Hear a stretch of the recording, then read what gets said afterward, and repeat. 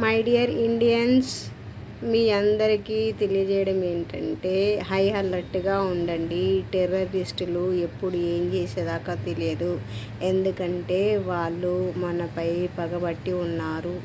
మొన్న జరిగినటువంటి సంఘటన ద్వారా మోదీ వాళ్ళకి నీళ్లు ఇవ్వకపోవడం వల్ల, అంటే సింధు నది జలాలను వాళ్లకు వెళ్లకుండా ఆపేసినందువల్ల వాళ్ళ నాయకుడు, టెర్రరిస్ట్ నాయకుడైనటువంటి హఫీజ్ సయ్యద్ అనేటోడు మన మీద పగబట్టిండు.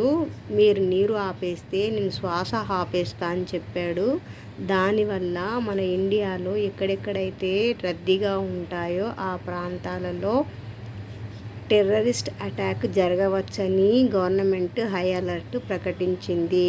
అందువల్ల మీరందరూ కూడా హైదరాబాద్లో ముఖ్యమైనటువంటి ప్రాంతాలైనటువంటి Charminar, General Bazaar, Secunderabad railway station, Ramakrishna mission, Nampally and Kukatpally housing board కేపీహెచ్బిలో కూడా హై అలర్ట్ ప్రకటించింది.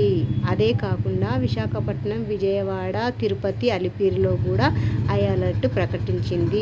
ఏదైనా అత్యవసరమైనటువంటి అవసరం ఉంటేనే వెళ్ళండి బయటకి, లేదంటే బయటకు వెళ్ళకండి. దయచేసి అందరికీ జాగ్రత్తగా ఉండమని చెప్తున్నాను.